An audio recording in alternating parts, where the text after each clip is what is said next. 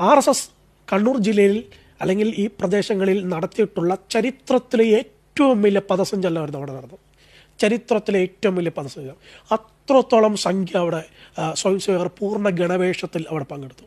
ആ ഗണവേഷത്തിലെത്തുന്ന സ്വയം സേവകർ ഈ പറയുന്ന RSS നിരോധ മേഖല എന്ന് പറഞ്ഞ ബോർഡ് വെച്ചതിന് മുന്നിലൂടെ ഗണവേഷമിട്ട് പദസഞ്ചലനം നടത്തുന്നത് റീലെടുക്കാൻ വേണ്ടിയിട്ട് അവിടെ നൂറുകണക്കിന് ആൾക്കാരെ തടിച്ചുകൂടി. ഒന്ന് ആലോചിച്ച് നോക്ക്.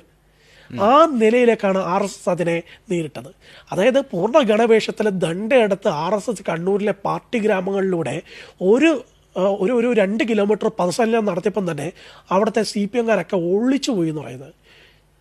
ശോഭായാത്ര നടത്തുന്ന സമയത്ത് കുട്ടികൾക്ക് മുന്നിൽ കൂവിയ ഒരൊറ്റ CPM-കാരുടെയും ഇതൊരു മരുന്നിന് പോലും ഈ പദസഞ്ചലനം നടക്കുന്ന സമയത്ത് ആ ഒരു ഭാഗത്തെ കാണാനില്ലായിരുന്നു.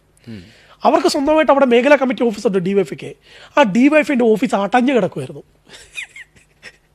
ആലോചിച്ച് നോക്കണം, DYFിൻ്റെ ഓഫീസ് അടഞ്ഞു കിടക്കുമായിരുന്നു. അവിടുത്തെ CPM-ൻ്റെ ഈ അവിടുത്തെ ബ്രാഞ്ച് കമ്മിറ്റി ഓഫീസുണ്ട്, വലിയ ഓഫീസാണ്. ആ ഓഫീസൊക്കെ അടഞ്ഞു കിടക്കുമായിരുന്നു.